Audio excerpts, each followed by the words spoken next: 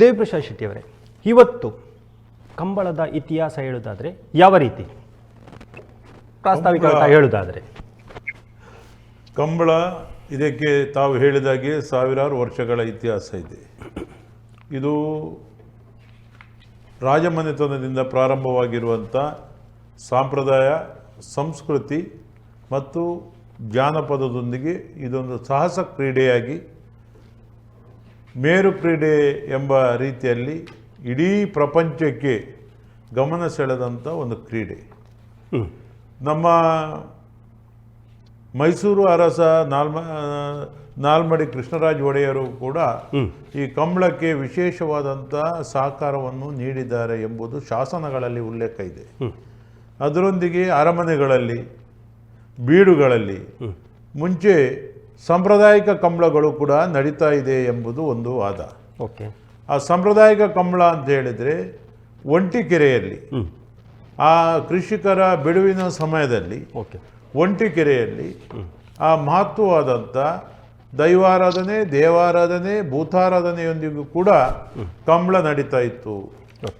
ಇದೀಗ ಆ ಕಂಬಳಕ್ಕೆ ಆಧುನಿಕ ಸ್ಪರ್ಶ ಬಂದಿದೆ, ಜೋಡುಕರೆ ಆಗಿದೆ. ಆ ಕಂಬಳ ಈಗ ಅನೇಕ ಉದ್ಯಮಿಗಳು, ಕೃಷಿಕರು, ಅನೇಕ ಯುವಕರು, ಯುವತಿಯರು, ಮಹಿಳೆಯರು ಈ ಕಂಬಳ ನಡೆಸುವ ಮಟ್ಟಕ್ಕೆ ಈ ಕಂಬಳ ಬೆಳೆದು ನಿಂತಿದೆ. ಒಂದು ಕಡೆ ಇದು ನಮ್ಮ ಈಗ ಇವಾಗ ಮೈಸೂರಿನವ್ರು ಹೇಳ್ತಾರೆ ಅದು ಆ ಕರಾವಳಿ ಜಿಲ್ಲೆಗೆ ಸೀಮಿತ ಅಂತ. ಆದರೆ ಶತಶತಮಾನಗಳಿಂದ ಖಾಲಿ ಕರಾವಳಿ ಜಿಲ್ಲೆಗೆ ಸೀಮಿತ ಅಲ್ಲ, ಕರಾವಳಿ, ಉಡುಪಿ, ದಕ್ಷಿಣ ಕನ್ನಡ, ಕಾಸರಗೋಡು ಜಿಲ್ಲೆಯ ಪೈವಾಡಿಕೆಯಲ್ಲೂ ಕೂಡ ಕಂಬಳ ನಡೀತಾ ಇತ್ತು. ಕಂಬಳ ಎಲ್ಲಿಗೂ ಕೂಡ ಸೀಮಿತ ಅಲ್ಲ.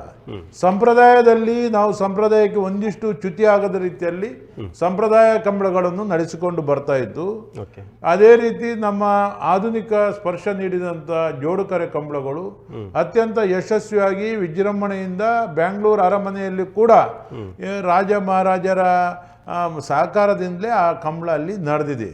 ಅಲ್ಲೂ ಕೂಡ ಒಳ್ಳೆಯ ಏನು ಕಂಬಳ ನಡೀಲಿಕ್ಕೆ 100 ಎಕರೆ ಜಾಗ ಏನು ಬೇಡ. ಕಂಬಳ ನಡೆಸಲಿಕ್ಕೆ ನಾವು ಅದು ಒಂದು 10 ಎಕರೆ ಒಳಗೆ ಜಾಗದಲ್ಲಿ ಕಂಬಳ ನಡೀತದೆ. ನಮ್ಮದೆಲ್ಲ ಗದ್ದೆಗಳ ಮಧ್ಯದಲ್ಲಿ ನಡೆಯುವ ಕಂಬಳ, ಇಲ್ಲಿ ಕಾಡಿನ ಮಧ್ಯೆ ನಡೆಯುವ ಕಂಬಳ. ಮೂಡುಬಿದ್ರೆಯಲ್ಲಿ ಕಾಡಿನ ಮಧ್ಯೆ ಮೂಡುಬಿದ್ರೆ ಸರ್ಕಾರಿ ಕಂಬಳ ನಡೀತಾ ಇದೆ. ಮಿಯಾರಲ್ಲಿ ಸರ್ಕಾರಿ ಕಂಬಳ ನಡೀತಾ ಇದೆ. ಇದು ಎಲ್ಲ ಕಂಬಳ ಅಂತ ಹೇಳಿದರೆ ಒಂದು ರೀತಿಯಲ್ಲಿ ಕೃಷಿಗಳೇ ಒಂದು ಜಾಗವನ್ನು ಹದ ಮಾಡುವಂಥದ್ದು ಅಂತ ಹೇಳ್ತಾರೆ.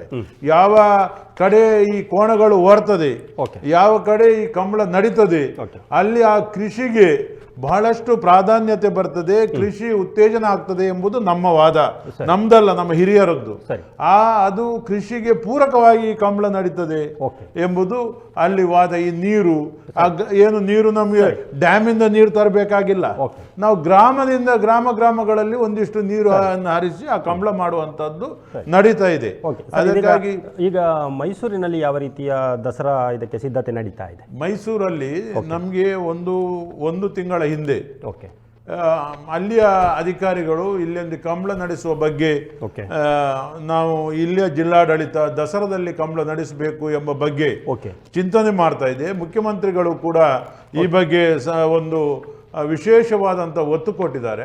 ತಮ್ಮ ಅಭಿಪ್ರಾಯ ಏನು ಅಂತ ಕೇಳಿದಾಗ ನಾವು ಬಹಳ ಸಂತೋಷದಿಂದ, ಯಾಕೆಂತ ಹೇಳಿದ್ರೆ ದಸರಾ ಅಂತ ಹೇಳಿದ್ರೆ ಮೈಸೂರಿನವರಿಗೆ ಮಾತ್ರ ಸೀಮಿತ ಅಲ್ಲ, ಇದು ನಮ್ಮ ನಾಡ ಹಬ್ಬ. ಅದು ಇಡೀ ನಾಡಿಗೆ ನಾವೆಲ್ಲ ಹೋಗಿ ಅಲ್ಲಿ ಮೈಸೂರಿನಲ್ಲಿ ದಸರಾವನ್ನು ನೋಡುವಂಥದ್ದು, ಅಲ್ಲಿ ಪಾಲ್ಗೊಳ್ಳುವಂಥದ್ದು ಶಾಲಾ ಕಾಲೇಜು ದಿನಗಳಿಂದ ಕೂಡ ನಡೀತಾ ಇದೆ.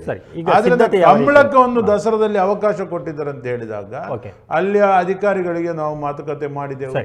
ಅಲ್ಲಿ ಅಧಿಕಾರಿಗಳು ಇಲ್ಲಿ ಬಂದು ಇಲ್ಲಿಯ ಕಂಬಳದ ಕರೆಗಳನ್ನು, ಆಯೋಜನೆ ಯಾವ ರೀತಿ ಆಗ್ತದೆ, ಯಾವ ರೀತಿ ಶಿಸ್ತುಬದ್ಧವಾಗಿ ನಡಿಬೇಕು, ಕಂಬಳದ ಕೋಣಗಳು ಯಾವ ರೀತಿ ಇದೆ, ಹೇಗೆ ಬರ್ತದೆ ಎಂಬುದನ್ನು ಅಲ್ಲಿಂದ ಒಂದು ಫಾರೆಸ್ಟ್ ಇಲಾಖೆಯವರು, ಪ್ರವಾಸೋದ್ಯಮ ಇಲಾಖೆಯವರು, ಕ್ರೀಡಾ ಇಲಾಖೆಯವರು ಎಲ್ಲ ಬಂದು ಇಲ್ಲಿ ಅದನ್ನು ನೋಡಿ ಹೋಗಿದ್ದಾರೆ. ಮತ್ತೆ ಬೆಂಗಳೂರಿನಲ್ಲಿ ಹೈಪರ್ ಕಮಿಟಿಯ ಸಭೆ ಆಯಿತು, ಮುಖ್ಯಮಂತ್ರಿಗಳಿದ್ದರು, ಅಲ್ಲಿಯ ಸಂಸದರು ಯದುವೀರ್ ಅವರಿದ್ದರು, ಎಲ್ಲ ಇದ್ದು ಅಲ್ಲಿ ಒಂದು ಸಭೆ ಆಯಿತು. ಅಲ್ಲೂ ಕೂಡ ಈ ಕಂಬಳ ನಡೆಸಬೇಕು ಅಂತ ತೀರ್ಮಾನ ಒಂದು ಕಡೆ ಆಗಿದೆ. ಅದನ್ನ ಒಳ್ಳೆ ರೀತಿ ಮಾಡಲಿಕ್ಕೆ ಎಲ್ಲರ ಸಹಕಾರ, ನಾವೇನು ಅಲ್ಲಿ ಮೈಸೂರು ವಿರೋಧ ಅಥವಾ ನಮ್ಮ ಪರ ಏನಿಲ್ಲ. ನಮಗೆ ಕಂಬಳ ಅದು ರಾಜ್ಯದ ಕ್ರೀಡೆಯಾಗಿ ಸರ್ಕಾರ ಮಾನ್ಯತೆ ಕೊಟ್ಟಿದೆ. ಅದನ್ನ ಅಲ್ಲಿ ನಡಿಬೇಕು ಎಂಬುದು ನಮ್ಮ ವಾದ. ಸ್ನೇಹಮಯಿ ಕೃಷ್ಣ ಅವರೇ, ಇದೀಗ ಮೈಸೂರಿನಲ್ಲಿ ದಸರಾ ಜೊತೆಗೆ ಕಂಬಳವನ್ನು ಸೇರ್ಪಡೆ ಮಾಡೋದಕ್ಕೆ ಯಾವ ರೀತಿಯ ಒಂದು ವಿರೋಧ ಇದೆ ಮತ್ತು ಯಾಕಾಗಿ ಏನು ಅಂತ? ಸಾಕಷ್ಟು ಅಧ್ವಾನಗಳನ್ನ ನಾವು ನೋಡಿದೀವಿ. ಓಕೆ. ದಸರಾದಲ್ಲಿ ಭಾಗವಹಿಸೋದಕ್ಕೆ ಬೇರೆ ಜಿಲ್ಲೆಗಳಿಂದ ಬರ್ತಕ್ಕಂಥ ಕಲಾವಿದರುಗಳಿಗೆ, ಪೊಲೀಸ್ ಅಧಿಕಾರಿಗಳಿಗೆ ಸರಿಯಾದ ಒಂದು ವ್ಯವಸ್ಥೆಯನ್ನು ಕಲ್ಪಿಸದೆ ಅವರು ಎಷ್ಟು ಫಜೀತಿ ಪಟ್ಟಿದ್ದಾರೆ ಮತ್ತು ಎಷ್ಟು ನೋವನ್ನು ಅನುಭವಿಸಿದ್ದಾರೆ ಅದು ನಮಗ್ ಗೊತ್ತಿದೆ ಖುದ್ದಾಗಿ. ಹಾಗಾಗಿ ಈಗ ಮತ್ತೆ ಕಂಬಳ ಅನ್ನೋ ಒಂದು ಹೆಸರಲ್ಲಿ ಮತ್ತಷ್ಟು ಜನ ಸೇರುವಂಥದ್ದು, ಮತ್ತಷ್ಟು ಅಧ್ವಾನ ಆಗುವಂಥದ್ದು ಬೇಡ ಅನ್ನೋದು ನಮ್ಮ ಒಂದು ಉದ್ದೇಶ. ಕಂಬಳದ ಬಗ್ಗೆ ಯಾರು ವಿರೋಧ ಇಲ್ಲ, ಆದ್ರೆ ಬೇರೆ ಸಂದರ್ಭ ಮಾಡ್ಲಿ, ದಸರಾ ಸಂದರ್ಭ ಬೇಡ ಅನ್ನೋದು. ಮತ್ತೆ ಈಗ ನಮ್ಮ ದೇವಿ ಪ್ರಸಾದ್ ಸೆಟ್ರ್ ನಾನು ಮಾತು ಕೇಳಕ್ ಇಷ್ಟಪಡ್ತೀನಿ. ಮೈಸೂರಲ್ಲಿ ಕಂಬಳ ನಡೆಸಬೇಕು ಅಂತೇಳಿ ಯಾವ ಸ್ಥಳವನ್ನ ಅಧಿಕೃತವಾಗಿ ನಿಗದಿ ಮಾಡಿದೆ? ಮೈಸೂರಲ್ಲಿ ಕಂಬಳ ಮಾಡುವ ಬಗ್ಗೆ ಸ್ನೇಹಮಯಿ ಕೃಷ್ಣ ಅವರೇ, ನಾವೇನು ಜಾಗ ಅಲ್ಲಿ ಹೋಗಿ ಗೊತ್ತುಪಡಿಸಲಿಲ್ಲ.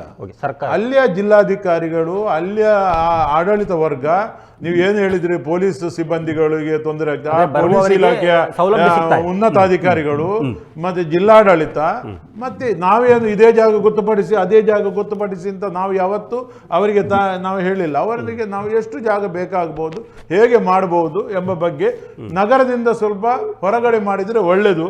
ಯಾವುದು ತೊಂದರೆ ಆಗದ ರೀತಿಯಲ್ಲಿ, ಟ್ರಾಫಿಕ್ ಜಾಮ್ ಆಗದ ರೀತಿಯಲ್ಲಿ, ಜನರಿಗೆ ತೊಂದರೆ ಆಗದ ರೀತಿಯಲ್ಲಿ ಕಂಬಳ ಮಾಡಿ ಒಂದು ಪ್ರತ್ಯೇಕ ಜಾಗ ಒಂದು ಗೊತ್ತುಪಡಿಸಿ 2-3 ಕಡೆ ಜಾಗ ತೋರಿಸಿದ್ದಾರೆ. ಅದು ಎಲ್ಲಿ ನೀವು ಅದನ್ನು ಮಾಡ್ತೀರಿ, ನಮ್ದೇನು ಅದರಲ್ಲಿ ಹಸ್ತಕ್ಷೇಪ ನಾವೇನು ಮಾಡಿಲ್ಲ. ಓಕೆ. ಸ್ನೇಹಮಯಿ ಕೃಷ್ಣ ಅವರೇ, ಇದೀಗ ಸರ್ಕಾರ ತೋರಿಸಿದ ನಗರದ ಹೊರವಲಯದಲ್ಲಿ ಮಾಡಿದ್ರು ಸಮಸ್ಯೆ ಇದೆಯಾ, ಅಥವಾ ದಸರಾ ಆಗುತ್ತಿರುವಂತಹ ಪ್ರಮುಖ ಸ್ಥಳದಲ್ಲಿ ಮಾಡಿದ್ರು ಸಮಸ್ಯೆ ಇದೆಯಾ, ಹೇಗೆ ಅಂತ? ಸರಿ, ಯಾವುದೇ ಸ್ಥಳದಲ್ಲಿ ಮಾಡಿದ್ರು ಕೂಡ ದಸರಾ ಸಂದರ್ಭ ಮಾಡಿದ್ರೆ ಸಮಸ್ಯೆ ಉಂಟಾಗುತ್ತೆ ಸರ್. ಯಾಕೆ ಅಂತ ಹೇಳಿದ್ರೆ ಅದಕ್ಕೆ ನಾನು ಅಶೋಕ್ ಕುಮಾರ್ ರೈ ಅವರಿಗೆ ಸ್ಪಷ್ಟ ಪತ್ರ ಬರ್ದಿದ್ದೀನಿ. ಬರೀ ನಮ್ಮ ಮಾತು ಕೇಳೋದ್ ಬೇಡ, ಅವರು ದಾಖಲೆಗಳನ್ನ ಪಡ್ಕೊಂಡು, ಜಿಲ್ಲಾಡಳಿತದನ್ನೇ ದಾಖಲೆಗಳನ್ನ ಪಡ್ಕೊಂಡು ಹಿಂದೆ ನಡೆದಂತ ದಸರಾ ಸಂದರ್ಭದಲ್ಲಿ ಏನೇನಾಗಿದೆ, ಯಾವ ರೀತಿ ಅನುಕೂಲ ಆಗಿದೆ ಅದ್ರ ಬಗ್ಗೆ ದಾಖಲೆಗಳು ಪಡ್ಕೊಂಡು ಪರಿಶೀಲನೆ ನಡೆಸಿ ಆ ನಂತರ ತೀರ್ಮಾನ ನಾನು ಮನವಿ ಮಾಡ್ಕೊಂಡಿದ್ದೀನಿ. ಇಲ್ಲಿ ನಾನು ಬಾಯಿ ಮಾತಲ್ಲಿ ಹೇಳ್ತಿಲ್ಲ. ಲಕ್ಷಾಂತರ ಜನರು ಭಾಗವಹಿಸುವಾಗ ಮೈಸೂರು ಜಿಲ್ಲೆಯ ಜಿಲ್ಲಾಡಳಿತದ ಒಂದು ಜವಾಬ್ದಾರಿ ಕೂಡ ಇರ್ತದೆ ಸರ್. ಇಷ್ಟು ಜನ ಬರ್ಬೋದು, ಈ ರೀತಿಯ ವ್ಯವಸ್ಥೆ ಮಾಡಬೇಕು ಅಂದ್ರೆ ಸ್ಥಳಾವಕಾಶದ ಕೊರತೆ ಇದೆಯಾ ಅಥವಾ ಸಿಬ್ಬಂದಿಗಳ ಕೊರತೆ ಇದೆಯಾ, ಯಾಕಾಗಿ ವಿರೋಧ ಅಂತ? ಸರ್, ಮೊದಲನೇದಾಗಿ ಸ್ಥಳದ ಕೊರತೆ ಮತ್ತೆ ಅಧಿಕಾರಿಗಳ ಒಂದು ನಿರ್ಲಕ್ಷ್ಯ ಒಂದು ಸ್ಪಷ್ಟ ಕಂಡು ಬರ್ತದೆ ಸರ್. ಮತ್ತೆ ಎಲ್ಲಾ ಅಧಿಕಾರಿಗಳ ಮೂಲ ಉದ್ದೇಶ ಅಕ್ರಮವಾಗಿ ಹಣ ಮಾಡುವಂತದ್ದು. ದಸರಾ ಸಂದರ್ಭದಲ್ಲಿ ಏನು ಹಣಗಳು ಬಿಡುಗಡೆ ಆಗುತ್ತೆ ಅದ್ರ ಎಷ್ಟು ಸಾಧ್ಯ ಆಗುತ್ತೆ ಅಷ್ಟು ಹಣ ಮಾಡ್ಬೇಕು ಅನ್ನೋದ್ರ ಬಗ್ಗೆ ಅವ್ರದ್ದು ಇದಷ್ಟೇ ಬರ್ತದೆ. ಮತ್ ಮಾನವೀಯತೆ ಅಂತ ಇಲ್ವೇ ಇಲ್ಲ ಬಿಡಿ. ನನ್ನ ಹತ್ರ ಯಾವ ಅಧಿಕಾರಿ ಬೇಕಾದ್ರೆ ಬಂದು ಬಹಿರಂಗ ಚರ್ಚೆ ಬರಲಿ, ಏನ್ ದಸರಾ ನಡೆಸ್ತಾರೆ ಅವ್ರಿಗೆ ಮಾನವೀಯತೆ ಇಲ್ಲ ಅನ್ನೋದ್ರ ಬಗ್ಗೆ ನಂದು ದಾಖಲೆ ಸಮೇತ ನಾನು ವಿವರಿಸ್ತೇನೆ. ಯಾಕೆ ಅಂತ ಹೇಳಿದ್ರೆ ಮೈಸೂರು ದಸರಾ ಜಂಬೂ ಸವಾರಿ ಪ್ರಮುಖವಾದ ಕಾರ್ಯಕ್ರಮ. ಅದು ಕಿಲೋಮೀಟರ್ಗಳ ಇದರಲ್ಲಿ ನಡೆಯುತ್ತೆ. ಅಷ್ಟು ಕಿಲೋಮೀಟರ್ ನಡ್ಕೊಂಡು ಅವ್ರ ಕಾರ್ಯಕ್ರಮ ನಡೆಸೋಬಂತ ಬಡ ಕಲಾವಿದರಿಗೆ ಕೇವಲ ತಲಾ 1,500 ರೂಪಾಯಿ ಅಷ್ಟೇ ಕೊಡ್ತಾರೆ. ಇಂತ ಅಮಾನ್ಯವಾಗಿ ನಡ್ಕೊಳ್ಳುವಂತ ಅಧಿಕಾರಿಗಳು ಈ ಕಂಬಳಕ್ಕೆ 700 ರೂಪಾಯಿ ಕೋಟಿ ಖರ್ಚು ಮಾಡ್ತೀವಿ ಅಂತಂದ್ರೆ ಎಂತವ್ರಿಗಾದ್ರೂ ನೋವಾಗುತ್ತೆ ಸರ್. 2 ದಿವಸಕ್ಕೆ 700 ಕೋಟಿ ಖರ್ಚು ಮಾಡ್ತಾರೆ ಅಂತಂದ್ರೆ ಅದು ಜನತೆಗೆ ಒಂದು ರೀತಿಯಲ್ಲಿ ಕಂಬಳ, ಈ ಕಂಬಳ ಅಂತ ಹೇಳಿದ್ರೆ ನಮ್ಮ ಕಂಬಳ ಗೌರವದ ಕ್ರೀಡೆ ಸ್ನೇಹಮಯಿ ಕೃಷ್ಣ ಅವರೇ. ಮತ್ತೆ ದಸರಾಕ್ಕೆ ಖರ್ಚು ಮಾಡ್ತಾ ಇದೆ, ಒಂದು 5 ಕೋಟಿ ರೂಪಾಯಿ ನಮ್ಮ ಕಂಬಳಕ್ಕೆ ಖರ್ಚು ಮಾಡಬಹುದು. 10 ಕೋಟಿ ರೂಪಾಯಿ ಅಂತ ಎಲ್ಲಿ ಖರ್ಚು ಮಾಡುವಂತ ಅವಶ್ಯಕತೆ ಇಲ್ಲ. ಓಕೆ. ಸ್ನೇಹಮಯಿ ಕೃಷ್ಣ ಅವರೇ, ನಾನು ನಿಮ್ಮ ಜೊತೆ ಮತ್ತೆ ನಾನು ಮಾತಾಡ್ತೀನಿ ಒಂದು 2 ನಿಮಿಷ. ದೇವರಾಜ್ ಶೆಟ್ಟಿ ಅವರೇ, ಇದೀಗ ಕಂಬಳ ನಮ್ಮ ಜಿಲ್ಲೆಯ, ಅವ್ರು ಹೇಳಿದಾಗೆ ಕರಾವಳಿ ಜಿಲ್ಲೆಯ ಒಂದು ಸಾಂಪ್ರದಾಯಿಕ ಕ್ರೀಡೆ. ಅದನ್ನು ಪ್ರವಾಸೋದ್ಯಮದ ಉತ್ತೇಜನವಾಗಿ ಬೆಳೆಸುವ ನಿಟ್ಟಿನಲ್ಲಿ ನಾವು ಮೈಸೂರು ಅಥವಾ ಬೇರೆ ಬೇರೆ ಕಡೆ ಮಾಡುವ ಯೋಜನೆ ಇದೆಯಾ, ಯಾವ ರೀತಿ ಅಂತ? ಇಲ್ಲ, ನಮ್ಮದು ನಮ್ಮ ತುಳುನಾಡಿನ ವೀರ ಕ್ರೀಡೆ ಕಂಬಳ. ಓಕೆ. ಈ ಕಂಬಳ ನಮ್ಮ ಕಂಬಳ ತುಳುನಾಡಿನಲ್ಲಿ ನಡೀತದೆ. ಸಂಪ್ರದಾಯಕ್ಕೆ ಎಲ್ಲೂ ಕೊರತೆ ಆಗುದಿಲ್ಲ, ಸಂಸ್ಕಾರಕ್ಕೂ ಎಲ್ಲೂ ಕೊರತೆ ಆಗುದಿಲ್ಲ, ಸಂಸ್ಕೃತಿಗೂ ಕೊರತೆ ಆಗುದಿಲ್ಲ. ಅದನ್ನು ಒಂದು ಕಡೆ ಅತ್ಯಂತ ವ್ಯವಸ್ಥಿತವಾಗಿ ನಡೀತೇವೆ. ಈಗ ಕಂಬಳದ ಕೋಣಗಳನ್ನು ನಾವು 365 ದಿನ ಏನು ಇವರು ಪ್ರಾಣಿ ಹಿಂಸೆ ಆಗ್ತದೆ, ಅದಾಗ್ತದೆ, ಇದಾಗ್ತದೆ ಎಂಬ ರೀತಿಯಲ್ಲಿ ಮಾತಾಡ್ತಾರೆ. ಪೇಟದವರು, ಹೈದರಾಬಾದಿನವರು, ಬ್ಯಾಂಗ್ಳೂರ್ನವರು, ಮೆಡ್ರಾಸ್ನವರು, ಎಲ್ಲೆಲ್ಲವರು ಬಂದು ಈ ಕಂಬಳದ ಬಗ್ಗೆ ನಮಗೆ ಕಿರುಕುಳ ನೀಡಿದ್ರು. ಆದ್ರೆ ಏನು ಮಾನ್ಯ ಸುಪ್ರೀಂ ಕೋರ್ಟ್ ಅಲ್ಲ, ಗೌರವಾನ್ವಿತ ರಾಷ್ಟ್ರಪತಿಯವರ ಅಧ್ಯಾದೇಶದ ಮೂಲಕ ಕಂಬಳ ಒಂದು ವೀರ ಕ್ರೀಡೆ ಅದು ನಡಿಬೇಕು ಅಂತ ಎರಡು ಸರ್ಕಾರ, ರಾಜ್ಯ ಸರ್ಕಾರ, ಕೇಂದ್ರ ಸರ್ಕಾರ ನಮಗೆ ಅವಕಾಶ ಮಾಡಿಕೊಟ್ಟಿತು. ಅದರೊಂದಿಗೆ ಸುಪ್ರೀಂ ಕೋರ್ಟಲ್ಲಿ ಕೂಡ ಬಹಳ ವಾದ ವಿವಾದ ಆಗಿ ಬಹಳ ದೊಡ್ಡ ದೊಡ್ಡ ವಕೀಲರು ಕೂಡ ವಾದ ಮಾಡಿ ಅಲ್ಲಿ ಪೇಟದವರಿಗೆ ಅವರಿಗೂ ಕೂಡ ಇಲ್ಲಿ ಈಗ ಮೈಸೂರಲ್ಲಿ ಏನು ನಡೀತದೆ ನಮ್ಗೆ ಗೊತ್ತಿಲ್ಲ. ಅಂತ ಒಂದು ವಾದ ವಿವಾದಗಳ ಮೂಲಕ ನಮಗೆ ಸುಪ್ರೀಂ ಕೋರ್ಟ್ ಕೂಡ ಕಂಬಳಕ್ಕೆ ಒಂದು ಗ್ರೀನ್ ಸಿಗ್ನಲ್ ನೀಡಿತು. ಹೈಕೋರ್ಟ್ ಮೊನ್ನೆ ಉಚ್ಚ ನ್ಯಾಯಾಲಯದಲ್ಲಿ ಒಂದು ಆದೇಶ ಮಾಡಿತು, ಕಂಬಳ ಈ ರಾಜ್ಯದ ಕ್ರೀಡೆ, ರಾಜ್ಯ ಸರ್ಕಾರ ಈಗಾಗಲೇ ಕಂಬಳಕ್ಕೆ ರಾಜ್ಯ ಮಾನ್ಯತೆ ನೀಡಿದೆ, ರಾಜ್ಯ ಕಂಬಳ ಅಸೋಸಿಯೇಷನ್ ಅನ್ನು ಮಾಡಿದೆ. ಕ್ರೀಡಾ ಇಲಾಖೆಯಲ್ಲಿ ರಾಜ್ಯ ಸರ್ಕಾರದಿಂದ ಬರುವಂತ ಎಲ್ಲ ಸವಲತ್ತುಗಳು ಕ್ರೀಡೆಗೆ ಬರುವಂತದ್ದನ್ನು ಕಂಬಳಕ್ಕೂ ನೀಡಬೇಕು ಅಂತ ರಾಜ್ಯ ಸರ್ಕಾರ ಈಗಾಗಲೇ ಒಪ್ಪಿಕೊಂಡಿದೆ. ಆದ್ರಿಂದ ಉಚ್ಚ ನ್ಯಾಯಾಲಯ ಆದೇಶ ಮಾಡಿತು 2026ಕ್ಕೆ ಪ್ರಥಮವಾಗಿ ಆದೇಶ ಮಾಡಿರುವಂತದ್ದು, ಕಂಬಳ ರಾಜ್ಯದ ಯಾವ ಗ್ರಾಮಗಳಲ್ಲೂ ಯಾವ ಜಿಲ್ಲೆಗಳಲ್ಲೂ ಮಾಡಬಹುದು, ಯಾರು ಆಕ್ಷೇಪ ಮಾಡುವಾಗಿ ಇಲ್ಲ. ಕೆಲವು ವಿಚಾರಗಳು, ಕೆಲವು ಷರತ್ತುಗಳು ಅದನ್ನು ಅಳವಡಿಸಿಕೊಂಡು ಕಂಬಳಗಳನ್ನು ವ್ಯವಸ್ಥಿತವಾಗಿ ಮಾಡಿ ಅಂತ ಹೇಳಿದೆ. ಖಾಲಿ ತುಳುನಾಡಿಗೆ, ಕರಾವಳಿಗೆ, ಪ್ರವಾಸೋದ್ಯಮಕ್ಕೆ ಒತ್ತು ಕೊಡುವಂತ ಒಂದು ಸ್ನೇಹಮಯಿ ಕೃಷ್ಣ ಅವರಿಗೆ ಗೊತ್ತಿರಬಹುದು. ಈ ಕಂಬಳ ಯಾವ ರೀತಿ ಅಂತ ಹೇಳಿದ್ರೆ, ಕೋಣಗಳನ್ನು ಮಗುವಿಂದ ಜಾಸ್ತಿ ಪ್ರೀತಿಯಿಂದ ಸಾಕ್ತಾರೆ. ಎಸಿ ಹಾಕ್ತೇವೆ, ಸ್ವಿಮ್ಮಿಂಗ್ ಪೂಲ್ ಮಾಡ್ತೇವೆ, ಕೋಣಗಳನ್ನು ಡೈಲಿ ಮಾಲಿಶ್ ಮಾಡಿ ಕೋಣದ ಸಂತತಿಯೇ ಇಲ್ಲಿ ಎಲ್ಲೂ ಇಲ್ಲ. ಕಂಬಳ ಇಲ್ಲದಿದ್ರೆ ಕೋಣಗಳ ಸಂತತಿ ಸರ್ವವಾಗಿ ನಾಶ ಆಗುವಂತ ಸಂದರ್ಭ. ಆ ಕೋಣಗಳನ್ನು ಸಾಕಿ ಮುಂದಿನ ಪೀಳಿಗೆಗೆ ಆ ಕೋಣಗಳನ್ನು ನೋಡುವಂತ ಅವಕಾಶವನ್ನು ಮಾಡಿಕೊಟ್ಟಿದ್ರೆ ಅದು ಕಂಬಳ. ಈ ಕಂಬಳವನ್ನು ರಾಜ್ಯದ ದಸರಾದಲ್ಲಿ ಮಾಡುವ ಮೂಲಕ ರಾಜ್ಯದ ಜನತೆ, ದಸರಾ ಅಂದ್ರೆ ನಮ್ಮ ನಾಡಹಬ್ಬ, ಈ ನಾಡಹಬ್ಬದಲ್ಲಿ ಕಂಬಳಕ್ಕೆ ಗೌರವ ಸಿಗಬೇಕು, ಈ ಕಂಬಳವನ್ನು ಮಾಡಬೇಕು. ಈ ಕಂಬಳ ಹುಸೇನ್ ಬೋಲ್ಟ್ ರವರ ಏನು ವೇಗದ ಓಟಗಾರ, ಆ ಓಟವನ್ನು ಕೂಡ ಮೀರಿ ಕಂಬಳದ ಕೋಣ ಮತ್ತು ಓಡಿದ್ದಾನೆ ಎಂಬುದು ಈಗಾಗಲೇ ದಾಖಲೆಯಲ್ಲಿದೆ. ಇಂಥ ಒಂದು ಕ್ರೀಡೆಗೆ ಅವಕಾಶ ಕೊಡಿ. ಎಲ್ಲೂ ಕೂಡ ನಾವು ಪರಿಸರಕ್ಕೆ ಹಾನಿ ಮಾಡುವುದಿಲ್ಲ, ಅಲ್ಲಿಯ ಜನರಿಗೆ ತೊಂದರೆ ಮಾಡುವುದಿಲ್ಲ, ಗೌರವಕ್ಕೆ ಚ್ಯುತಿ ತರುವುದಿಲ್ಲ. ಅಲ್ಲಿ ನಮ್ಮ ಒಂದು ಈ ಕರಾವಳಿಯ ಕ್ರೀಡೆಗೆ ಅವಕಾಶ ಕೊಡಿ. ಇಲ್ಲಿ ನಾವು ಕುಸ್ತಿ ಮಾಡ್ತೇವೆ ಮಂಗಳೂರು ಈ ಬಗ್ಗೆ ನಾವು ಮಾತಾಡುವ ಒಂದು ಸ್ನೇಹಮಯಿ ಕೃಷ್ಣ ಅವರೇ, ಇದೀಗ ಕಂಬಳವನ್ನ ಒಂದು ರೀತಿಯಲ್ಲಿ ನಾವು ಮೈಸೂರು ದಸರಾದಲ್ಲಿ ಮಾಡೋದಾದ್ರೆ ಒಂದು ರೀತಿಯಲ್ಲಿ ಪ್ರವಾಸೋದ್ಯಮಕ್ಕೆ ನಾವೊಂದು ಉತ್ತೇಜನ ಕೊಟ್ಟಾಗೆ ಆಗುದಿಲ್ಲ. ಆದ್ರೆ ಸೌಲಭ್ಯ ಮುಖ್ಯವಾಗಿ ಸರ್ಕಾರ ಏನು ಮಾಡಬೇಕಿತ್ತು ಅಂತ ತಮಗೆ ಅನಿಸ್ತದೆ ಈ ಒಂದು ಕಂಬಳವನ್ನು ಆಯೋಜಿಸುವ ಮುನ್ನ? ಸರ್, ದಸರಾ ಅನ್ನೋದು ಸಾಂಸ್ಕೃತಿಕ ಮತ್ತು ಧಾರ್ಮಿಕ ಕಾರ್ಯಕ್ರಮ ಸರ್. ಅದನ್ನ ವಾಣಿಜ್ಯೀಕರಣ ಮಾಡಿಸೋದು ದಯವಿಟ್ಟು ತಪ್ಪೋದು.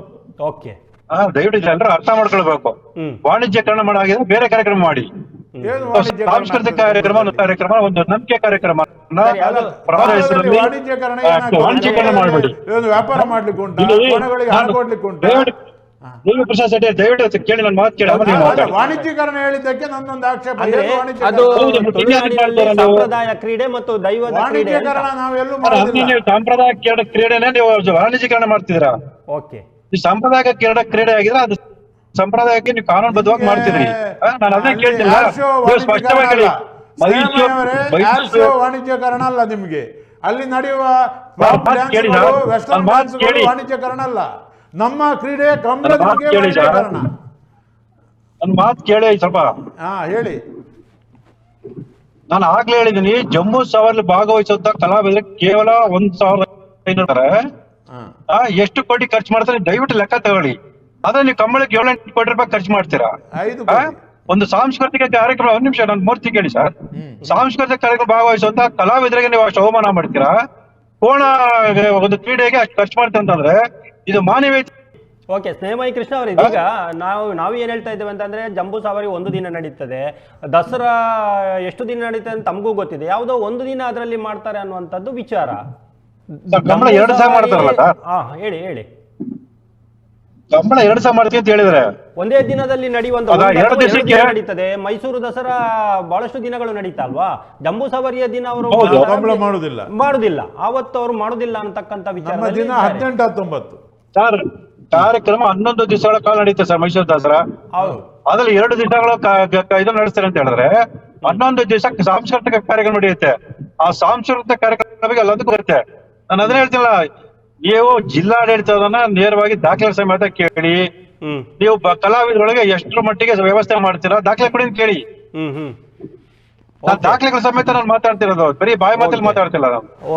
ಸರಿ ಸ್ನೇಹ ತಮ್ಮ ಜೊತೆ ಮತ್ತೆ ನಾನು ಚರ್ಚೆ ಮಾಡಲಿಕ್ಕಿದ್ದೆ ದೇವರಾಜ್ ಶೆಟ್ಟರ್, ಈಗ ಕಂಬಳ ಅವರು ಹೇಳಿದಾಗೆ ದಸರಾ ಅವರು ಹೇಳಿದಾಗೆ 11 ದಿವಸಗಳ ಕಾಲ ನಡೀತದೆ. ನಾವು ಮಾಡುವಂಥದ್ದು 2 ದಿನ. ಹಾಗಾಗಿ ಒಂದು ವೇದಿಕೆಯಲ್ಲಿ ಈಗ ನಾವು ದಕ್ಷಿಣ ಕನ್ನಡದಲ್ಲಿ ದಸರಾವನ್ನು ಮಾಡ್ತೇವೆ, ಒಂದೊಂದು ವೇದಿಕೆಯಲ್ಲಿ ಒಂದೊಂದು ಕಾರ್ಯಕ್ರಮ. ಹಾಗಾಗಿ ಜನರು ಯಾವ ಕಾರ್ಯಕ್ರಮಕ್ಕೆ ಆಸಕ್ತಿ ಉಂಟು ಅದಕ್ಕೆ ಹೋಗ್ತಾರಾ, ಅಲ್ಲ ಯಾವ ರೀತಿ ಕಂಬಳವನ್ನು ನೋಡಿ? ಈಗ ನಾವು ಕಂಬಳ ಪ್ರತ್ಯೇಕ ಜಾಗದಲ್ಲಿ ಮಾಡ್ತೇವೆ. ಅಲ್ಲಿ ತುಳುನಾಡಿನ ಫುಡ್ ಫೆಸ್ಟಿವಲ್ ಕೂಡ ಮಾಡಬಹುದು. ಈ ಮೈಸೂರಿನ ಜನ ಒಪ್ಪಿದ್ರೆ ತುಳುನಾಡಿನ ಈ ನಮ್ಮ ಹೋಟೆಲ್ ಉದ್ಯಮ ಇಡೀ ದೇಶದಾದ್ಯಂತ ಹೆಸರು ಗಳಿಸಿದಂತ ಒಂದು ಉದ್ಯಮ, ಅಲ್ಲಿ ನಮ್ಮ ಬೇರೆ ಬೇರೆ ಫುಡ್ ಫೆಸ್ಟಿವಲ್ಗೆ ಅದು ಕೂಡ ಅಲ್ಲಿ ಮಾಡಬಹುದು. ಅದರಿಂದ ನಾವೇನು ಕಂಬಳದಿಂದ ಸರ್ಕಾರಕ್ಕೆ ಹೊರೆ ಆಗಬಾರ್ದು ಹೇಳಿದ್ರೆ, ನಾವು ಕಂಬಳಕ್ಕೆ ಬೇಕಾಗುವಂತ ಏನು ಬೇಕು ಅದನ್ನು ಅಲ್ಲಿಯೇ ಅಳವಡಿಸಿಕೊಳ್ಳಿಕ್ಕೆ ಅವಶ್ಯಕತೆ ಇದೆ. ನಾವೆಲ್ಲ ಕಂಬಳಗಳನ್ನು ಮಾಡ್ತೇವೆ. ನೇಮ ಕೃಷ್ಣ ಅವರು ಹೇಳ್ತಾರೆ ಇದೇ ರೀತಿ, ಏನಂತಂದ್ರೆ ಕಂಬಳದೊಟ್ಟಿಗೆ ನೀವು ಮಾಡುವಾಗ ಅದೊಂದು ವಾಣಿಜ್ಯೀಕರಣ ಆಗ್ತದೆ, ಸಂಪ್ರದಾಯ ಸಾಂಸ್ಕೃತಿಕ ಪರಂಪರೆಯಲ್ಲಿ ಬರುವುದಿಲ್ಲ. ಇಲ್ಲಿ ಸಹ ಮಾಡ್ತೇವೆ. ಮಂಗಳೂರು ಕಂಬಳ ಸಂಪ್ರದಾಯದ ಕಂಬಳವ.